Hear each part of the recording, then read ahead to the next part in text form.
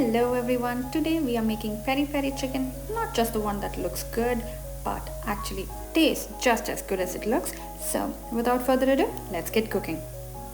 For this I have about 600 grams of boneless chicken thighs. You could take with bones, without bones, any chicken piece will work. We will marinate this with the sauce and fry them.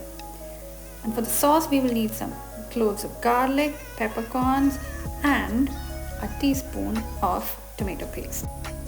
I'll elaborate on that later. 1 red bell pepper chopped, 1 small onion roughly chopped, and some dry red chilies. For this you will need bird's eye chilies, fresh chilies preferably, but I have dried ones. The small ones are fiery. I have soaked them in water for about 15 minutes and I'm going to use them for grinding. This is a must. There is no negotiation in this. Half a lime squeezed, some smoked paprika, some Italian seasoning of choice, and vinegar, some extra virgin olive oil. In a blender we are going to add in our onions roughly chopped, then bell peppers, red bell peppers of course, then your garlic and peppercorns, the soaked bird's eye dry red chili, juice of half a lime, then about a teaspoon of tomato paste. You can use tomato puree or a small tomato. This adds a sweetness that enhances the spice of the mix. This is a star ingredient. Add this to your sauce and see the difference it makes. Some vinegar and some Italian seasoning of choice. To this we will add some smoked paprika.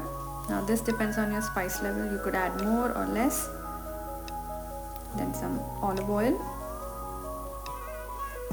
a teaspoon of salt, and to balance it out, a bit of sugar, and then bring them all together, blend into a smooth paste. We won't use all of them. We will be using a little to marinate the chicken, a little to spread on the chicken once they are fried, and then the leftover as the dipping sauce.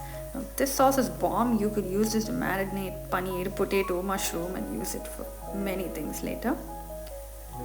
So we are adding a bit of a sauce to the chicken. We will marinate this and let it sit for at least 30 minutes.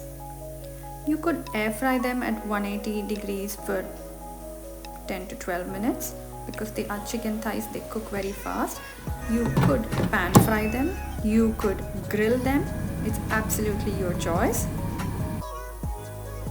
Once that's done halfway, flip it and cook it through. Now that's what it looks like when it's fully done. To this we will spread some sauce over it so they remain moist. These taste like firecrackers in your mouth, trust me. Serve this along with the same sauce and some hummus and vegetables on the side, then you have it. The absolutely delicious peri peri chicken is now ready. Do give this recipe a try and let me know how you liked it. I'll see you in my next one. Bye!